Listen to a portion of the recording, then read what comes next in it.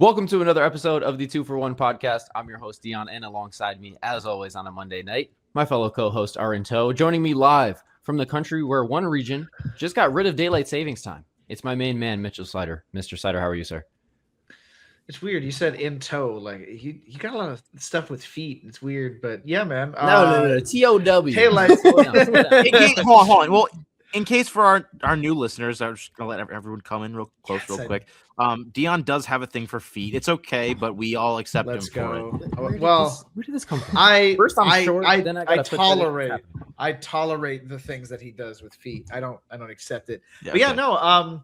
It's great to have another, I guess, 45 minutes of sunlight when I arrive home and leave for work. It's a cool. Oh, no. To be clear, it's not your region of Canada. It's British Columbia that got rid of daylight savings time. Yeah. So you're actually irrelevant in this situation. We're actually grasping at straws. What a giving cool. you guys intros. The barrel doesn't even have a bottom anymore. That's how hard we've scraped it. We're just on cement going, come on, give me something about Canada. If you look at the news right now, there's not a lot of positive things going on, as you're all aware. So I didn't have Canadian much news to pick expert from. Dion Sherman, as Didn't have well a as lot to pick from. basketball. Okay. Talker. Well, look. All right. Look. Joining me live from the most densely populated state in all of the United States, it's the man, the myth, the Nate, Mr. Taylor. How goes it? Have we done this? I thought I could have sworn. you said I am that not before. sure. I don't know. I was I hoping could have to sworn you get said if that. I think I we might have. just had our first. Nonetheless, you are from New Jersey. So how are you? I am from New Jersey. I'm doing so good. Glad to Knicks hear it. had a great win against the They Spurs. certainly did. so, A signature win, if you will. Shout out to Doug Lust. But last and certainly not least, joining me live from the city that I'll be making an appearance in this very upcoming weekend. Yes, It is sir. Josiah Cook. How are you feeling on this Monday night? I'm feeling great. The Thunder locked in. They're the first team in the playoffs. I think Shea's going to win MVP. So, hey, I'm feeling good. Well, I'm glad you're feeling good, but I'm feeling disappointed because you didn't say good afternoon, hoop talkers. You know what? Good afternoon, Hoop Talkers. Thank We you. wait. We There made it it is. 2 All right. weeks. We had Started. it 2 weeks There we and it's already gone. Well, fellas, we have just about 20 games remaining for each team in the regular season. And looking back at this time of the calendar over the past few years, it seems like we always have one or two guys that have some sort of large statistical pop-off to end the season. So I wanted to spend today's episode just, maybe predicting guys that we think will fill that role. So I think back to, obviously last season, the prime candidate was a guy like Denny, who post-All-Star break just took a complete leap statistically. He looked like almost an entirely different player, and then obviously parlayed that into his first All-Star appearance this season. We also do have some guys like, maybe like a Jalen Green, who a couple years prior with the Rockets was having all kinds of 30-point games, and here we are, and he's played 8 games for the Suns this year. Yeah, he is Jalen Green, man. What a person, what a human being, Jalen Green. One of the players of all time, if you will. But regardless of Also, shout out though to Josh Giddey too. Last year, I think was a good example of that. His little March run, the Bulls. He's still up in the air because he's been injured this season. We'll see what ultimately becomes of Josh Giddey. But just wanted to spend today's episode just like having a little discussion about some guys we think that might fill that role for this season. I just thought of a better one. It just popped into my brain nickel, and I'm now ready to present nickel. Your brain, what now? My brain nickel. Brain nickel. I think they said brain nickel.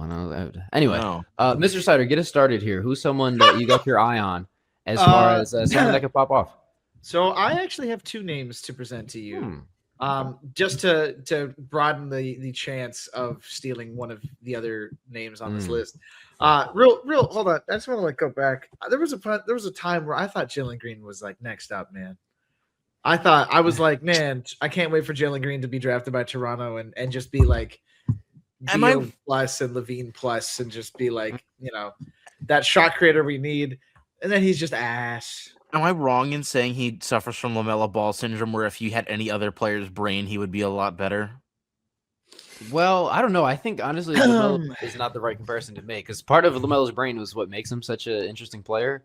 So I don't know, but I get what you mean. Well, I think that's partly what makes Jalen Green an interesting player too, to some degree. But if he was a bit of a smarter, If he had a I different think brain, at it least- wouldn't be he is Jalen the Green. of I'm emptying the clip and I am not leaving anything to spare. Like he is going 6 for 25 before he's going 1 for 8. But at least LaMelo's version of that also involves a lot of playmaking, a lot of setting other guys Okay. up. Yeah, I wasn't really trying to knock LaMelo because LaMelo's figured it out this season, but I think we've had that discussion though where we talked about that before, where LaMelo, some of the ill advised I liken it more to like if Anthony Edwards wasn't the like supreme size level athlete that he was, because I think that's the difference between a guy like Anthony Edwards and Jalen Green. Is he's just so much bigger, faster, stronger. Like obviously Jalen Green came in as such a great athlete, but he never really filled out in the same way. Anthony Edwards literally got 2 inches taller after he got drafted. You know what I mean? So I feel like that's kind of the difference. Clearly, that's the only thing that separates them is the 2 inches. No, but the archetype coming in, I think, was similar. Go back to Mitch though. Not to sidetrack us there. I just sorry. So my 2 names. First one might be pretty obvious. Second one probably not. So first name is Bryce Sensabaugh, because I am kind of enthralled with this kind of quirky, like there's nothing about his game that makes me go, oh yes, it's so pure. Clearly he's going to average 22, because if you actually watch the games, it's just like a lot of tough shot making. It's not like, oh yeah, gets to his spot. Nobody can hold him. Downhill pressure to the max. It's just, he takes a pull up, he hits it. He takes a hard contested floater to the rim, he makes it. He's not the most efficient guy on the planet. If you really want to like dial it back a little bit, 35-ish from 3. Most of his shots are like, I'd say to the long mid range. So it's more closer like 45% from long 2. I like the idea of Utah adding a kind of just instant offense wing, because he's not really going to be providing you with much else. But in the past, I want to say 10 games is where I'm going to say this, like where we get to say, okay, this is the trajectory of the run. In the past 10 games, he's averaging 16, 5, and 3. So the per 36 is kind of like an asterisk, because nobody on Utah gets like a steady diet of those 36 minutes. Because like if you want to go by that, he's put up 20 a game. He will not see 36 minutes with the touches that you would get to those numbers. But it is interesting. And if he gets past 25, Will Hardy's going to bench him. So yeah, that's right. Like they're going to be like, you're contributing to a win here. We don't do that around here. So it's interesting to me, because he's such a plug and play player for a team that needs that, but is not going to use it, if that makes any sense. Yeah. They're a team that goes, you contribute to winning basketball. Right now, we don't want that. So what we're going to do is we're going to give you 9 minutes here, and then 29 minutes there, and then 11 minutes, and then 34. So who really knows what you can do with the basketball? Funny enough, with all these like scoring bursts, so like he had 28 against Portland, against Memphis it was 20, against Houston it was 26, the Pelicans it was 20. Net negatives in all these games by a good margin. Like it is really just, I'm going out there and I am going to put my shot up. Do you guys know what game score is? How they track? I think Real tracks game score. Yeah. I know what game score is.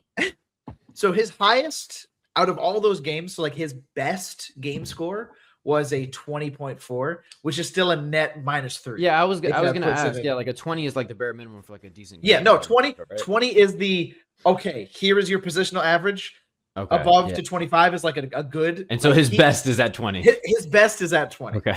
So he really is just there to be a shot chucker, but it's like good shot chucking, because Utah doesn't want to win games. I assume none of you watched Pelicans Jazz the other night. I'm going to go ahead and make that assumption. Is that a safe assumption to make really quickly? Which one? I might have missed that one. The second one, the doubleheader. Didn't get around to the doubleheader. No, I watched the first one. The second half was pretty much just Isaiah Collier and Bryce Sensabaugh switching who was shooting the ball. Kyle Filipowski got a little bit into the mix there, but they've been 2 fun tank commanders. I actually really like Bryce Sensabaugh, and he totally has that ability where he could catch fire and just average like 20 for 15. That particular game, he went 4 for 16, and that was the one game I was unreal. And 2 for 8 from. I was unreal looking at the one night you sell my parlay. Oh! And I was just it's funny, but I was like, hasn't Bryce Sensabaugh been really good? And then I just watched him miss like every shot he took in the fourth quarter. That was fun. He is really one of those tough shot makers, though, and I have liked him from like the moment he entered the league. But talk about a guy that is just in the absolute wrong situation, because not only, especially now they got Triple J, like there's really not a good fit for him, because I think next year the Jazz are actually going to try to be good because they don't. I think he could be a good player for that Jazz bench next year. I was saying he could be a guy that could maybe like swing you a playoff series, depending. He's like a Tim Hardaway he's Jr. meant type to be. He's meant to be a 6th, 7th man on like a 4 seed or something. A what? Like, come on, man. We're moving on. We're moving past that. That was fun in the past. We're moving on. It's 2026, man. He should be on the Cavs or something right now. You know, like him being on the Jazz just doesn't make any sense. So that's why I do question Mitch why he would have like a big pop off, but I guess more in like a tank commander type of role if he starts to get more consistent minutes. Yeah, because I think he's great. Like he definitely could be a guy that finishes the season averaging like 22.5 points per game or something like that. What? He easily could with the opportunity. He's the Bradley Beal of Benedict Mathurin. He is the guy where you're like, you could be the piece that we don't want to trade, but you're not going to be that 22 a game guy. Can we rewind? What? Did you say she can finishing the season averaging 22 points a game? He's at 12 right now. That'd be pretty that'd be pretty impressive. Okay, but listen to what Mitch was just saying about all the 20-point games he's had. Like if they gave him the keys and like it was every night, like you that, mean he didn't mean right now he could finish the season. Not that he would finish it. Oh, I thought you were saying like he'd have to be dropping like 50 burgers on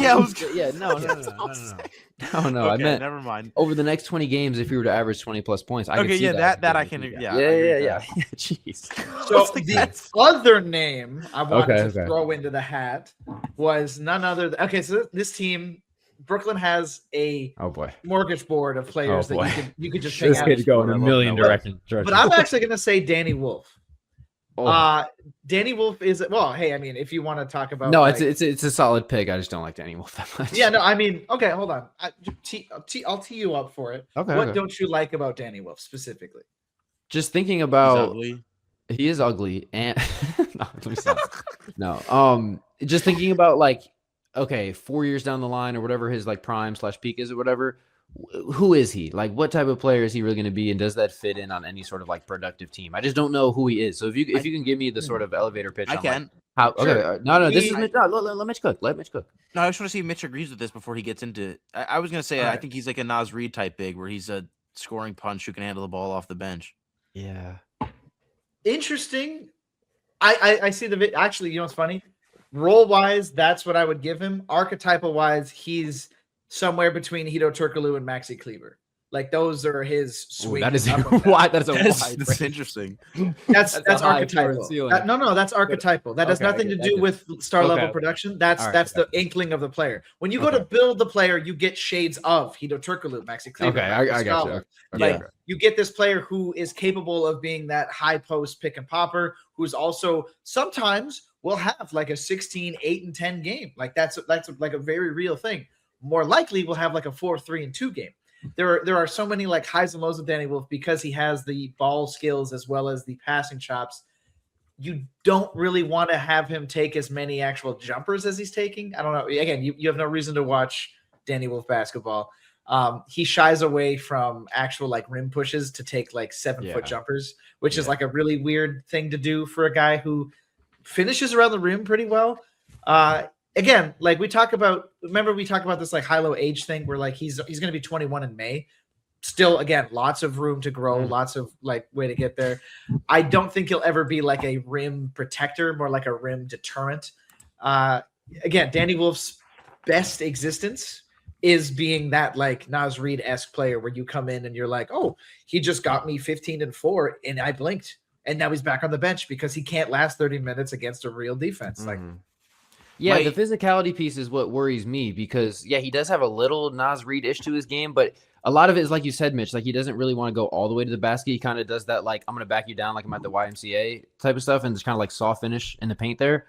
So that's the piece. Like, obviously, like you said, he's also not 21 yet, but that's where I worry. I'm not too worried about this yet because he is a rookie and he has time to improve on it, but he's also like Naz has never been close to that inefficient in his career. Like he is not an efficient basketball player whatsoever. Like there's going to be the turnovers. There's going to be ugly turnovers. He's going to miss a lot of easy shots. It's clear there's some talent to me there, but I just think that he needs too big of a role to genuinely be an impact player where he'd have to have like not Vucevic touches, but like a Vucevic role that he has now with kind of Boston at the bare minimum to what you want to get the most out of Danny Wolf. And I just don't see it making sense for a team to ever do that other than the Nets because they'll probably just be bad for the next 4 or 5 years, at minimum. Yeah, I'm not a big Danny Wolf fan, but he's been good the past few games. I could see him going on some big stretch to end out his rookie year. To your point, Nate, he's shooting 40, 30, 70 splits in the last couple months. Just kind of disgusting work from him. Yeah, he's a rookie, but it's like I get it. He's not a traditional big where all his shots are coming down in within 5 to 10 feet. And you guys know I'm a stickler for efficiency. Like I'm not. Yes, we do. We certainly. If it's one thing about me, Tyler Hero is going to be dragged out of the street and shot. Yeah, the Tyler Hero discussion from old episodes was wow. But yeah, no, I mean, I think those are two decent shouts for guys that could definitely, at the very least, see more touches in the final stretch of the season here. You know who's going to see more touches from me? Josi. Sure, yeah, Josi. Who you got? It wasn't consensual, but Oh. By the way, I wanted to say this in the intro, but I decided to leave it out. On the toe issue with Dion, saw some things in Myrtle Beach, South Carolina that I'm not going to share on this podcast, but I can confirm what you guys were saying. I don't even know what he means by that. Oh, for everyone listening, look, I got nothing against toes, but I'm not exactly Steph Curry over here. Can we just? Like, I don't you're just digging yourself a deeper hole here, Nothing man. against toes. Sounds like you're pretty toe apologetic right now. Toe apologist Dion Sherman. How did this happen? Josie, please tell me who you have for your post. Sorry about that detour, but okay, so my guy, it's kind of already happening. Like in the past couple of weeks, he's really picked up some steam. But if you say my guy you're gonna say, I'm gonna hurt you with a big weapon. I'm going with Kling Kong, Donovan Klingen. I like you. He's thank you for not killing me with a weapon. He's the Blazers kind of feel like they're in their own territory right now between a serious team and a tanking team. Like they just kind of feel like they're waiting to get eliminated, and they're playing a lot of their young guys right now. What day of the week it is, they'll give you a different answer to what they're trying to do. Yeah, they're kind of stuck in no man's land, just waiting for Dame to get back. But he's had some interesting trends. He shot 46% from 3 in February. I really think he's improved his touch a lot from last season, and he's just been getting better and better. Like if you look at where he started at the beginning of this season, it's just been a slow progression.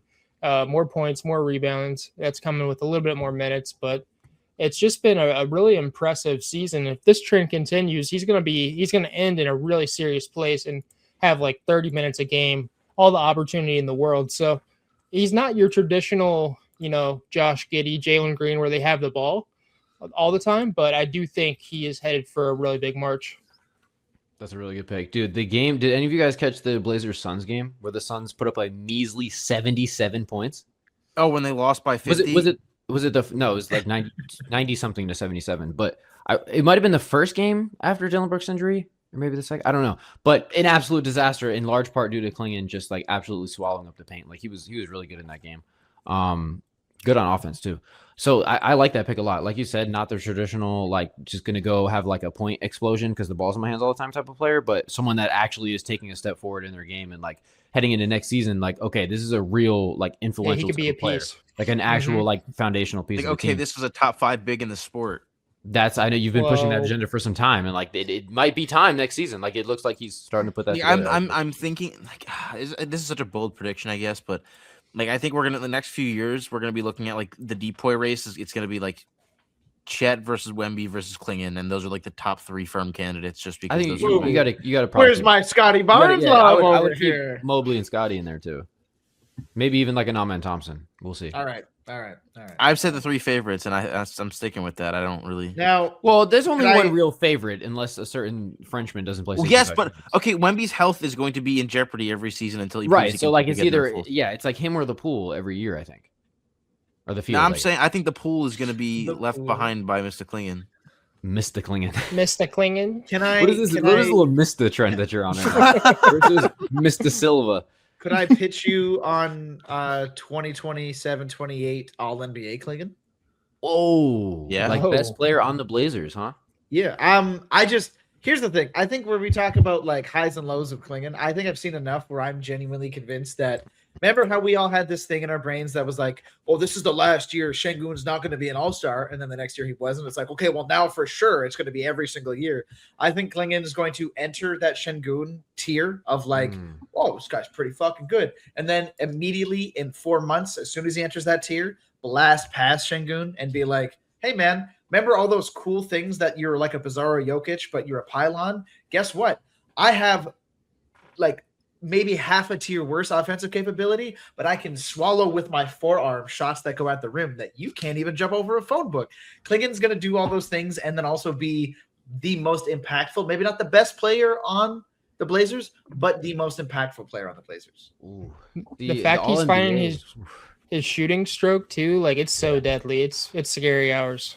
Yeah. This shot is what makes it really interesting. But all NBA, I mean, if we still had like ballots with positions, like I could see him maybe making all NBA third team as the center. But to think he's going to be a top 15 player for a regular season, it feels like, even as someone from Connecticut, that feels like here's the thing. Little Again, bit of a... It doesn't. Gordon Hayward made an all-star appearance because the cards fell right. Donovan Clingan can get into a season where he's a top 22 player and 7 injuries bring him onto the list. Like, that's just kind of the reality of it is. At this point, we're staring down the barrel of 7 different players being eligible to be an all-NBA appearance. So, like, Good point. We're looking at an MVP race where Cade Cunningham might win it by default. Yeah. Looks less likely now, but yeah. Yeah, I'll be honest. I think you're just so hoping that SGA doesn't make that report. We need the SGA. It's so good for the league. The league needs another SGA MVP. I'd never said any of that. I just man. think he's gonna play. Yeah, no, I think it'll go to SGA ultimately. Jokic can only miss one more game, and honestly, I think the gap is starting to widen. I'm definitely more of a Jokic over SGA guy in general, but I'm leading SGA as far as this season. I do want to save that for another episode. I do want to. I'm leaning Cade over SGA. I'll put a pin in it after I get this one off. I like how in our group chat, 2-for-1 viewers, I sent 2 clips of OKC being just horrendously dirty, and Josi's response was, "Oh, they're just annoying him to no end." It's like, I punched Jamal in the face, that, and Dort tripped Jokic, and you were like, "Oh, they were just poking his buttons," and I'm like, "Yeah, that is absolutely nasty work." Dort thing. Yeah, that was dirty play. I'm not going to apologize for that, but I will say their strategy. You're not going to apologize for it. You think it's okay? No, I'm not going to try to apologize for the action of it. Yeah, I get you. But what I would say is their strategy is to annoy him, and it did work. Like he lost his shit. He lost his shit in the playoff series. I honestly think that's such a big factor in this matchup going forward. Is Jokic's temperament? That honestly is such a big strategy, Mitch. I wasn't kidding. I know. Borderline attempting to injure your opponents. Yeah, it wasn't my first reaction. Well, you are right. No, my first reaction was a guy on X was literally arguing. Well, Hardenstein's eyes were actually pointing this way. So when he punched Jamal in the face, it was really not. It was his peripheral. I wasn't even talking about Jamal. I was talking about Jokic. But his fist actually took control of itself and went directly into his face. In that game, there were so many moments where I literally was just like, "Oh, so they're trying to take them out of the game." And the general consensus was, "Man, they're really getting under their skin, huh?" And it's like, no, they're trying to injure players on the Nuggets. Like I wouldn't go. I don't know. The iHeart one seemed a little bit more but inadvertent, but the Dort was a straight trip. Like that. No, I'm ready to say that Dort's probably a top 3 dirtiest player in the league. I think that's fine. I think yeah. He's in the Draymond role for this team. I feel like Draymond was in the top 3. Like it's just the same shit. I feel like it's only a matter of time before he gets dealt, right? Yeah, I really hope he gets suspended for one. Just as I meant as just like a roster crunch kind of thing. I feel like he's probably the first to go. He is an ideal candidate with Case and Wallace the way he's been playing. And I knew it. I knew that contract wasn't overpay. It wasn't, but I remember saying that it was. Little did I know the cap shine is so important too. So let's just shit on Lou Dort for 30 extra minutes. Anyway. He's my favorite player. I love him, but that was dirty. So yeah, fair enough. All right. Well, I think Donovan Clingan's a really good pick. Yeah, that's a good one. Thank you, sir. Do you guys prefer when a player is plays hard and dirty or plays hard and flops? So like a Marcus Smart or a Lou Dort? Like what would you rather? Dion is, I don't know if Dion's able to. I'm ineligible to answer. Yeah. I mean, because to me, I'd probably rather have a Dort, to be honest. I love them both. Can we pick a different player so I can say Marcus Smart? Well, Marcus Smart is go with poster child for. I would go with that though, because as annoying as flopping is, like playing dirty is just Patrick Beverly or Marcus Smart. There you go. Marcus Smart. There you Patrick go. Beverly. Okay. No, see Patrick. No, like guys that are okay. How about this? Marcus Smart or Zaza Pachulia? Well, one's a good player, one's not. Okay, yeah, maybe we're stretching it now. Also, hold on. I take Marcus Smart over Patrick Beverly just because he's a better player. No, but I mean, I take the guy who flops over the guy who's trying to injure other players. Just me personally. Okay, yeah, actually, I agree. Yeah. See, I was like, it shouldn't. Glad we all found our moral compass there. All right, cool. Nate, share with the class your breakout candidate. Okay, so I have a morally gray answer, and then I have a second answer. Can I guess? Yeah. Is this guy located in Milwaukee? He might be. Yeah, he might be. All right, go ahead. I think Kevin Porter Jr. was a really good shout because Marley he Gray is kind of reminding everyone. He's kind of been popping off though. Like, you really think he's gonna take it to Yeah. another level? He's no, I just think that he legitimately, like, if Giannis isn't playing the rest of the season every game, like, I think there's a chance he goes and averages like 27 and 5 like the rest of the season, which is pretty much what he's been averaging. And I think even like if he continues to get more of those touches, like the past week before the last 2 games, he was averaging like he had I don't remember the exact numbers, but he had like 2 25+ point near triple doubles. And the guy was, I'm not saying playing like one of the best guards. He's not one of the best guards in the league, but he was playing like one of the best guards in the league. What? I have a stat. So not only about Kevin Porter Jr., but Ryan Rollins as well. So they were both, I forget what the exact time frame was, but they were both averaging 22, 5, and 5. It might be post All-Star break, but the only guys besides them doing that are all guys that made the All-Star team. Yeah. And it's not like KPJ isn't like some shot chucking, like I'm going to shoot 39% from the field.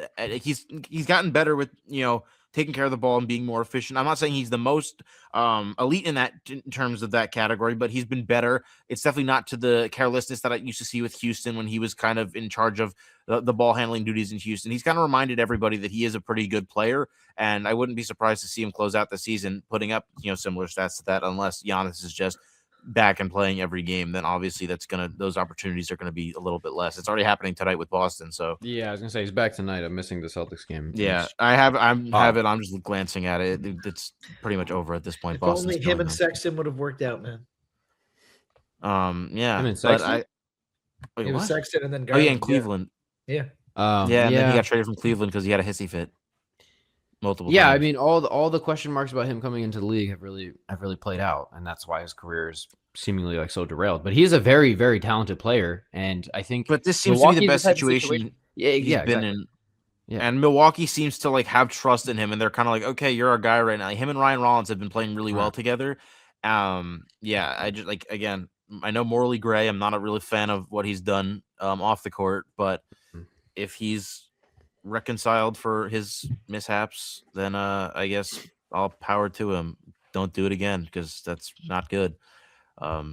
We respect women here on the 2 for 1 podcast. Respect women, Kevin. So we're not asking. Now, Josh Primo is unredeemable. Yeah. For whatever reason, I thought that was your second name. I was like, "You're really gonna go Josh Primo, huh?" Okay. Josh Primo. My second name is actually someone that I talked to about Dion yesterday, and Dion is so low on him because he's a stupid idiot. I have Jonathan Kuminga because the first 3 games of Jonathan Kuminga in a Hawks uniform have been probably the 3 best games that we've seen from him in over a calendar year, other than when he showed those flashes with Golden State. These might be the 3 best games of his career, unless I'm forgetting some magical Jonathan Kuminga moment that is just. I mean, he's had good games in his life. Yeah. But this is one of the best 3-game stretches that he's put together in his career so far. He's looked really good with Atlanta. He's coexisted with Jalen Johnson, even though Jalen Johnson got hurt in the beginning of the game against the Wizards, or the second game against the Wizards, and then didn't play a ton, I think, in their last matchup. But yeah, I just think Jonathan Kuminga has too much talent to not be at least something. And now Atlanta's actually making it a priority of, this is a guy who we're going to give touches to, and this is a guy who we're going to make a priority to get the ball to and let him show at least what he can do.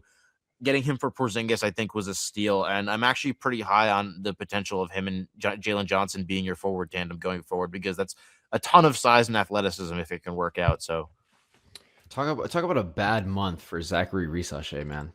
My God, is it just looking over for the number 1 overall pick? Because like you said, Nate, we've talked about it. I'm not like convinced now. 3 games in, they played the Wizards twice and the Blazers, right? Yeah. So I'm not sold that like, oh my God, Kuminga's unlocked. Like we were talking about Keon Ellis being cast off like a leper and now he's freed. Like, I'm not all the way in like, okay, Kuminga's an all-star now, but it's clear there's something there, right? Yeah. I wonder how it ultimately fits long term, if it really makes sense, though. The fact that he's done this with just fitting into the team, like he literally just got here a few weeks ago. Like, he is still becoming accustomed to everything. It's his first time playing with the new team. He puts up 27, 7 and 4, 17, 9 and 3, then 27 and 3. And he does all in pretty much 30 and under minutes in every single one of the games. So like I am impressed regardless of if I think he's changed his career outcome or trajectory, but I think that at least for the rest of this season, he's going to be one of the guys for Atlanta. Okay. Mitch and Josi, do you guys have any Kuminga stock now? Is like he could actually take off and develop as a player moving forward? much like the chum bucket, I have disregarded all of the cum buckets recipes. I have zero faith in Jonathan Kuminga because he has done nothing but time and time again shown me why Steve Kerr benches him. So he can have a really cool stretch.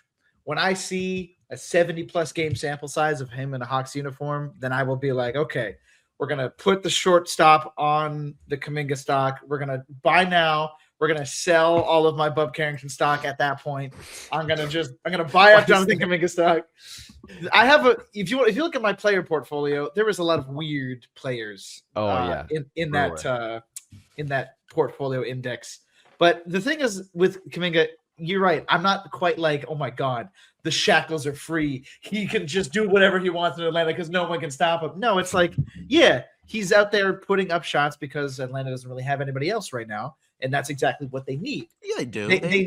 They have Dyson Daniels, who shoots more air ball. Or sorry, he's 12 air balls in the season, 10 made threes. Yeah, but okay, Nickeil Alexander-Walker's like top 5 in the league in threes made, averaging 20. Jalen Johnson's averaging 23. CJ McCollum's been pretty good off the bench. Jalen Johnson got hurt at the start of the game. This is my point. Yeah, I know he got hurt and then he played. They need him to go out and get those touches, and that's exactly what Kuminga is going to do. Atlanta has no qualms with being like, let's see what they can do together because there's no expectation, right? Yeah. So. Yeah.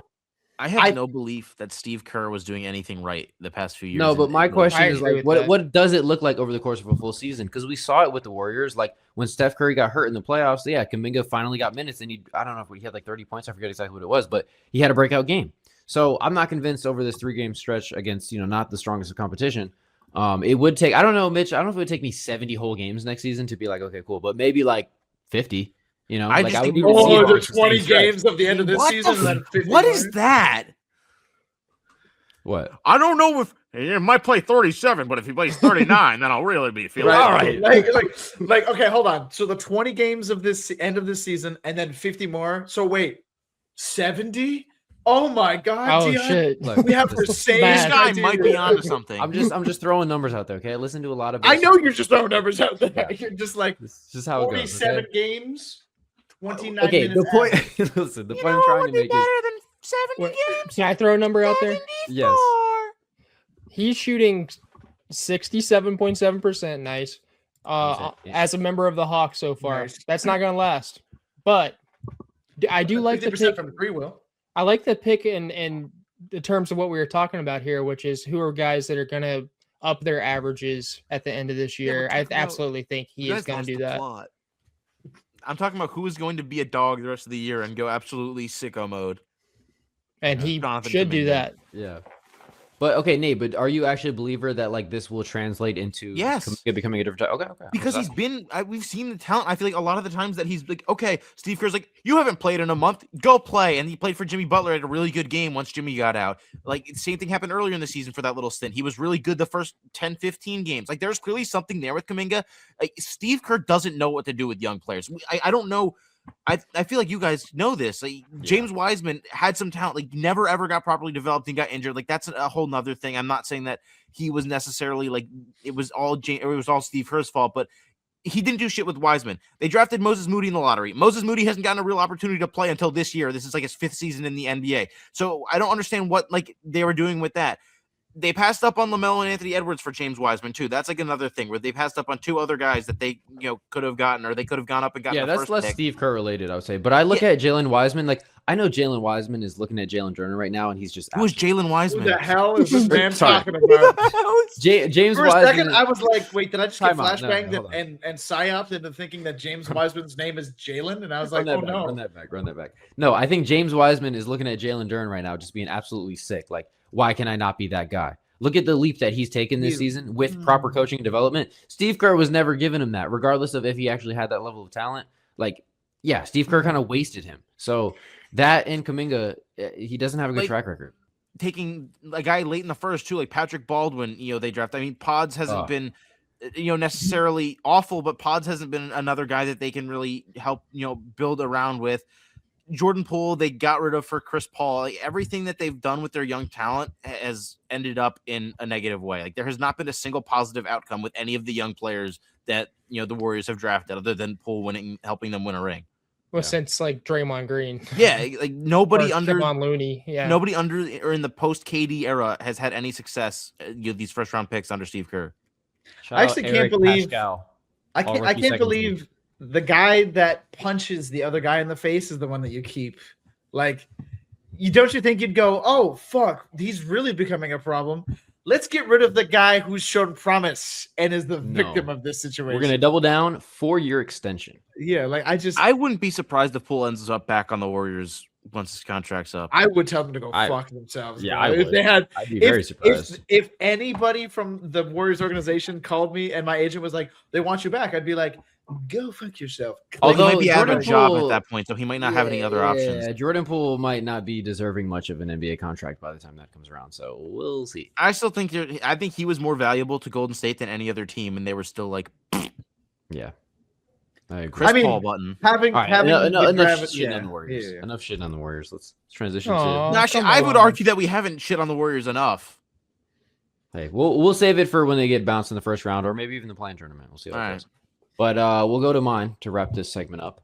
And I guess I shouldn't be surprised. There's plenty of candidates for this, but I just kind of expected one of you guys to kind of steal my name. So it's a different white fella than who Josi had. I was worried when he said that earlier. But you only pick white guys for these things. Are you trying to tell us something, Dion? Hey, my favorite player is Neemias Queta. Okay, that's all I have to say. But is that about the feet, or is that?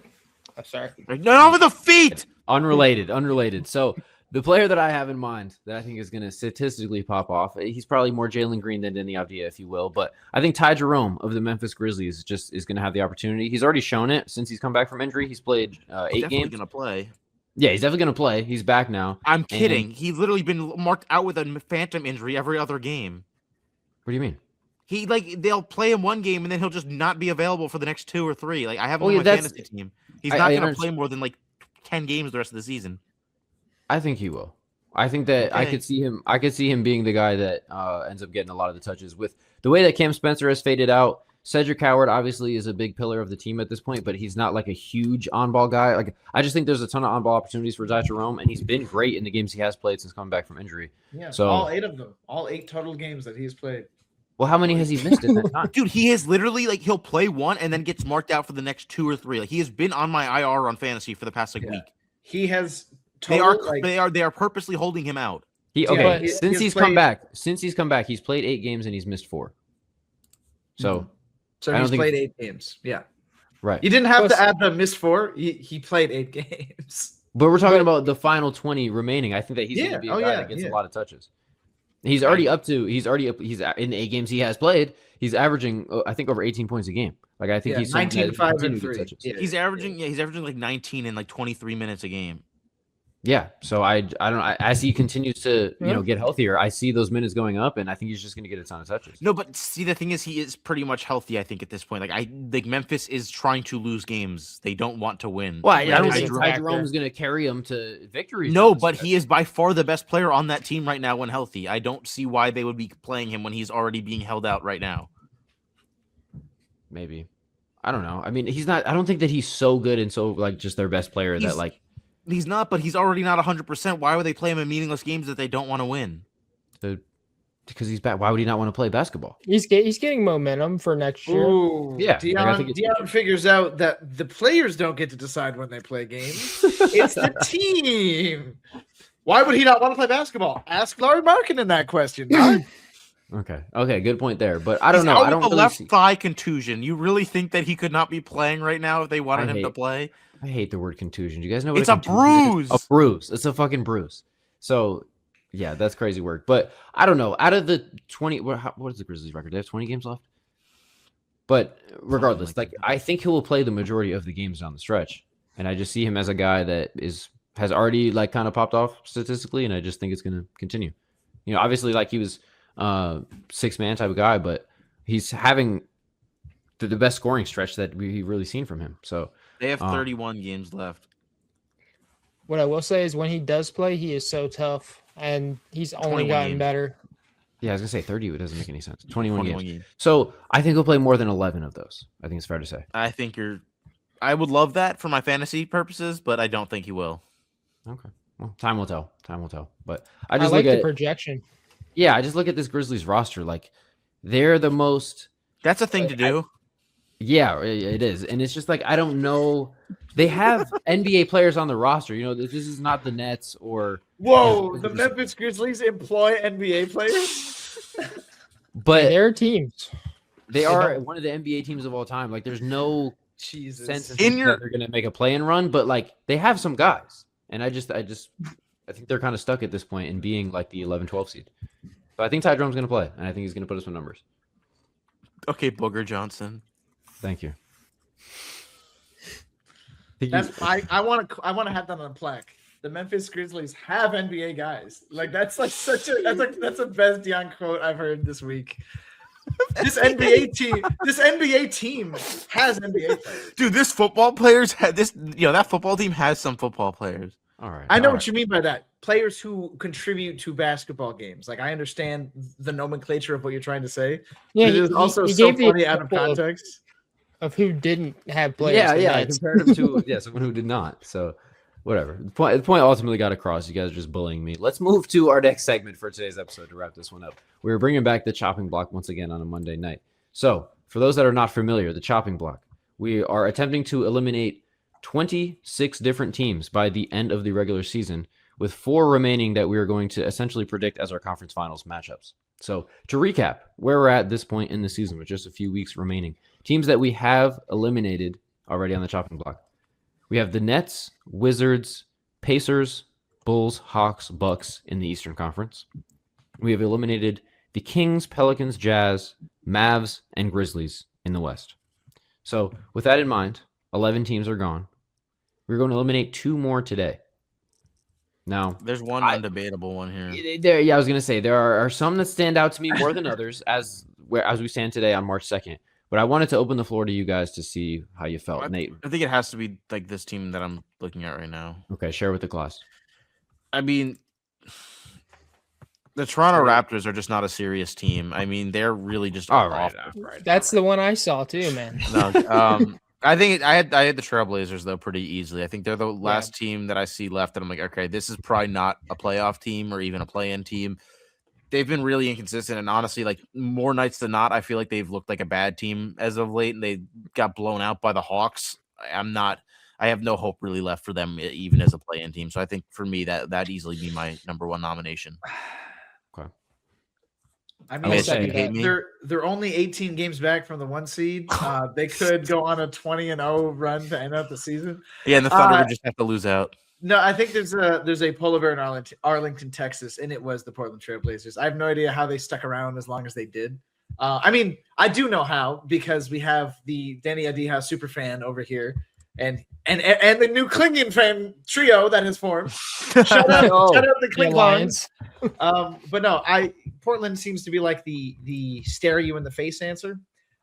Hilarious that it's so Eastern lopsided that we've just been like, the East sucks cock, and the West 10th seed is the 3rd seed. Let's fucking go. But is there potentially talk that we can finally close the curtain on the Clippers? Can we like? Yeah. Can we finally do this? I had a team in mind more so than. No, motherfucker. All right. I think say it. I think we're in consensus though. Blazers will be one of the 2 for sure. Yeah, I know who you're gonna say, and it's gonna be. Are you saying Miami? No. In fact, the other Florida team. I think the Orlando Magic are about as cooked as it gets. About as cooked as it gets as far as having a legitimate postseason chance. Like, yeah, I think there's no way we trust in Tristan da Silva, bro. We cannot put a team that's going to play Boston in the 2nd round versus a team that is potentially going to be playing. Check the Spurs. I think that the Clippers have a better chance of upsetting someone in the West than I think that the Magic do. Yeah, exactly. Clippers have a worse chance of upsetting. So sorry, the Clippers have a worse chance of upsetting someone in the West than I think the Magic do in the East. Well, when you put it like that, I mean, I get what you mean, and that the top of the West is better. But dude, Kawhi just gets pulled out of games when you think he's getting pulled out of playoff games? I don't think they're gonna fucking make the playoffs, sir. I think the Magic are gonna make the playoffs. I like how you said "sir" there. Yeah, I appreciate that, but I'm not convinced that they are. Sir, they're the 9th seed and they have fucking nobody healthy except for Kawhi Leonard. No, I get that. I'm saying the lottery pick has hit the 2nd tower.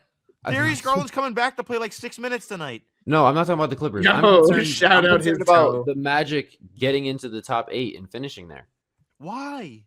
because I think the Hornets are going to take their spot. I think the Hornets they're ahead of the Heat though. Oh, buddy, next week you got a surprise coming for this one. They're not actually ahead of the Heat. They are ahead of the Heat, but I think I could see them say it finishes the way it is right now. I could see them losing to the Heat in the first playing game and then losing to the Hornets in the second one and being out of the playoffs. I don't see them losing to Miami, dude. Why not? I think they're better. I don't know. I think Franz this is going to be back for the playoffs. Is he? Most likely, yes. All right, maybe. But even then, like I don't like this Magic team at all. Like I really don't. Like this is the season from hell from Orlando, and the Clippers are literally giving up, dude. They don't want to play. Kawhi himself did say it was over. I guess it is over. Josie, where do you land? Where do you land, Clippers Magic? Or do you have a third team? Mystery third team, perhaps? I think the Heat do deserve a shout, but honestly, I like both the other ones better for this. I'm not eliminating a SPO team yet. Yeah, that's fair. Coaching matters. I think Nate won me over. Okay. But the Clippers did throw in the towel. That's okay. So, all right. I'll give you that much. If it's 3-on-1, I'll take it because obviously, they're both going to make this list at the end of the day. Magic, you're on thin ice, buddy. You wait till next Monday. I'm on your ass because I'm just tired of the Magic. Like I came in with really high expectations for them. I thought Desmond Bane was like the perfect type of addition. Wasn't like too ballsy of a move to shake things up, but he's been their best player. Like it's been a disaster. Could I ask why now the Magic are so sour in your mind as opposed to like a few weeks ago when they were worse? Because I thought, despite them being worse a few weeks ago, I thought, maybe I could hold out a little bit of hope. But like, I don't know what it is. There wasn't necessarily a breaking point, but we're just at a point now where bald now. I do not want to eliminate them. I think they have a better chance. Yeah, going bald is definitely a potential saver there. He's got like +5 attributes. Yeah, but I just think the team construction is just so broken at this point. Like it's just clearly they can be a decent whatever, like 500 team, but led by Jamal Mosley too. Don't have roster construction. They just have a bunch of players they got from trades because they like the value. All right, that's fine. All right, so we'll go Clippers, but I already know who my number one pick will be for next week personally. Dion, I think we might end up doing 3 next week to keep pace. I would eliminate. You know what? Sneak peek. I would eliminate Philly before I would eliminate Orlando. Wow, interesting. Okay, well we'll dive into all of that next week, but I think next week is where we'll actually start to have some real conversations because I wouldn't necessarily call the Sixers contenders, but we're going to start to get to the point now where we're eliminating teams that actually have chances to make the conference finals here. So Mitch, this is where we've been building up to all conversations, like real conversations. Yes, these are fake conversations. All of this is a rehearsal for the real part. What happened to taking everything I say on paper literal? It's fun. Hey. If we don't take everything you say at face value, then what are we doing? All right. We're just having fun, man. What if I took you at leg value? Wait. Yeah, that's for Dion, for feet value. I knew you were going to say that. I did not get him again. We've gone full circle now. Somehow we've wrapped this whole episode up. I think that's where we wrapped up the thesis well. Yeah, that's well done by Mitch. I'll do it for today's episode. Thank you to everyone for listening. Make sure to follow us on all socials at 2for1 Hoops. Subscribe to the podcast as well. Leave a 5-star rating if you're feeling so kind and generous. And we'll be back again with another episode this weekend. But until then, hope everyone has a great rest of their day. Yeah, and make sure to go get screened for any communicable diseases you may currently possess.